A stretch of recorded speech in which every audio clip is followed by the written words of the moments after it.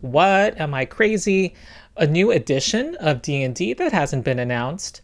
Well, there is a new edition coming up of D&D that will be in 2024 that has just been announced by the executive producer of Wizards of the Coast D&D team, Ray Winninger. And a lot of D&D players hear the word new edition and think it's a complete overhaul of the system and that all of their old books will be made obsolete. But historically, that's not what the word edition has meant. It's been used many decades, if not centuries, to just mean a new version of the same thing, maybe with a new introduction, maybe with some revisions. And in the history of tabletop role-playing games, there are many editions that are simply a revision of the previous game. And Dungeons and Dragons has actually been the exception, starting with 3rd edition, of completely overhauling its system mechanics. So Ray Winninger made an announcement of a new evolution of D&D. That was the word he used. Now, it's understandable why they would want to avoid the word edition, because frankly, that would lower sales. A lot of people will be thinking that all of the old products that they currently have and that are going to be sold between now and the new edition will be made obsolete if they were to use that word. He went on to say that it will be completely compatible with all of the books that people currently have and with those that will be sold between now and then. Now, when it actually will be published, will it be called 6th edition or something else like anniversary edition? Well, whatever it is called, it will be a new edition. And whether it's called 6th edition or 5.5, that's up to the marketing department. And anyway, 1st edition AD&D was never really the real 1st edition. That was original Dungeons and Dragons. So all of these numbers are kind of arbitrary. What I would also say is that how different the new edition will be is up in the air and still being determined. And Ray Winninger announced that there'll be more surveys that they put out in 2022 to get more of a sense of what players want. My name is Ronald. I am the rules lawyer, and I run tabletop role-playing games for kids and teens, D&D 5th edition, Pathfinder 2nd edition, and Starfinder. And I confess to being a Pathfinder 2nd edition partisan, but I still also run 5th edition, and I enjoy it, and I think it's the better system for some tables. But I do focus in my channel on Pathfinder 2nd edition because it's not the default tabletop role-playing game that people new to the hobby go to, and I think that for that reason there needs to be more material out there highlighting its strengths. And in this video, I'll be looking at what the designers of Wizards of the Coast should be looking at that Pathfinder 2nd edition has done to make changes for the new edition of D&D. So while WOTC is making changes to D&D, now is the best time as any to make suggestions of what they should do. And I want to look at 5 things that they can borrow or be informed by from Pathfinder 2nd edition. And I don't say these things because I think one system is better than the other. In fact, I think that a lot of the acrimony or division online doesn't really reflect anything. The designers for both editions or both games are friends. Many of them are co-workers, and they don't share the tribalism that much of the internet does. Also, 5e can and should be its own niche and serve its own audience, which it provides a more approachable system that suits some GMs' playstyles, some GMs who want to have less rules burden and more freedom. And in the end, I think that new additions coming from both sets of designers is healthy for the hobby. Having competition is good, and when there is competition, consumers win. So a final plug to subscribe to my channel, The Rules Lawyer. Most of my content right now is about Pathfinder 2nd edition, but I have a lot of thoughts on D&D, its current version and its evolution, and I plan to make more videos about that. My first proposal for D&D is for players to have more choices in character advancement. In D&D, from levels 1 to 20, there usually is one significant choice, which is your subclass at 2nd or 3rd level. And in Pathfinder 2nd edition, you're making important choices at every single level up. And I think that for D&D to adopt some of this philosophy would make people more excited about leveling up, and also prevent some of the binary on-off mechanics that happen, such as when you're at level 17, to be proficient in a save, in a constitution save, versus not being proficient can have wild imbalancing effects on the system. Another thing Pathfinder 2nd Edition does is lets you improve your proficiencies and skills step by step as you level up. And so there could be more of a gradual increase of your saves or your skills for D&D players, which allows them to be more unique and also catch up, stay at pace with that rogue. So this would allow more freedom, more balance, and more things to look forward to as characters level up. My second proposal would be for D&D to disaggregate choices, and that's just a fancy way of saying that it should adopt more of Pathfinder's approach of putting things into separate buckets so that you're not using the same resource to pick things of different power. Now, to explain, in Pathfinder 2nd Edition, when you become 2nd level, you get to choose a class feat from your class and a skill feat. The class feat is usually much more powerful for your character in increasing their combat ability, and the skill feat can usually be described as more role play or outside of combat. And by doing that, you're not given this choice of combat or no combat. You can still branch out and broaden your character's abilities. In D&D, when you get your ability score increase, you have to choose between that and a feat if your GM or DM allows feats. And this means that they are competing with each other.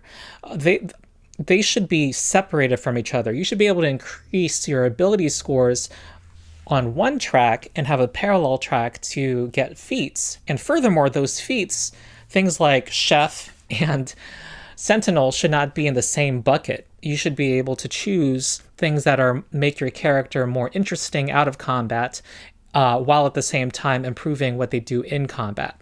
So I think that is a design philosophy, something that should be adopted by D&D. So the third thing to take from Pathfinder 2nd Edition is to power down overpowered things, overpowered options that characters can take. And if you've played D&D to any significant degree, you know what some of them are. There are spells like Polymorph that can completely shut down a big villain that the DM has built up for, or level dips that make gaining a level in your main class completely an underpowered option. And there are various reasons to do this. One, it means that you don't have two players with different skill levels in building their character coming to the same game and having a completely different amount of impact to the game, both combat and narratively. Also, it makes the combats more exciting if you're not having a single roll determine the outcome. And also, it means higher level play can be more opened up. As of now, the feeling of meaningful getting more powerful ceases at around level 11 and maybe earlier, because you're already getting effects that can completely shut down an enemy. And we have a published adventure for D&D, Descent into Avernus, that goes to Hell, where level 13 characters are taking on major personages in Hell. And if that's happening in D&D, there's not much to go beyond that. And so, therefore, this means that a lot of interest and a lot of new options that come out are focused to level 1 through 10. It restricts the design space. And lastly, having these overpowered things powered down will make encounter balancing easier, which has been a bugbear for D&D DMs since this edition came out. The fourth proposal I would make for what D&D should take from Pathfinder 2nd Edition is to have rules for more things. And the 5th edition designers deliberately walked away from what many felt was rules bloat and rules burden from 3rd edition and 4th edition D&D, and at the same time empowered the DM and gave more room for DM fiat. But while doing so, they created more frustrations for DMs also. Pathfinder 2nd edition has much fewer holes in the rules where a GM is forced to improvise. Now, many D&D DMs will understandably look at the rules load of Pathfinder 2nd edition and think that's too much for them. First of all, I think it's over-exaggerated. I have some resources on my channel, and the beginner box is great. But second, there could be holes filled in 5e right now that would not excessively burden 5e DMs and would be a net positive. There's times where a player wants to conjure 16 animals to the battlefield and has access to all of the monster books, and a DM sees that they completely warp the game around them. Or there's a well-known exploit of summoning pixies who then can polymorph the entire party into Tyrannosaurus Rexes. And things like this could be reined in by having the spells give specific stats or options for what you summon. And we already see the designers of D&D going in this direction more with the summoning spells in Tasha's. Another place where DMs could use more rule support is magic items, crafting, and shopping. Players want to do something with the gold that they're getting, and they want to be excited about the gold. And right now in D&D, the rarity of an item determines its price for the DM, and that is very not useful because there are some items that are rare, that are consumable, that are much less valuable in the player's minds than some uncommon items. And having prices for magic items does not mean you have to have a magic mart. That's, like many other things, still up to the DM. And I'll point out a historical fact, which is that Gary Gygax in the Dungeon Master's Guide put prices for magic items. So there was no complaint then that of a magic mart, and it can be prices can be given now to aid beleaguered DMs in D&D without creating unintended effects. So the 5th thing I would say that they should take from Pathfinder 2nd edition is unique monster abilities. Now, this is something that existed in 4th edition that the design walked away from with 5th edition, and which Pathfinder 2nd edition continues. So it's not unique to Pathfinder, first of all. But yeah, in 5th edition, a lot of monsters have been deliberately made more simple, and usually have some version of multi-attack. And the big difference I'd like to point out in one of my videos is between the owlbear of D&D and the owlbear of Pathfinder 2nd edition. There are many monsters in 2nd edition that have a signature ability that only that monster has, and it makes that fight more memorable.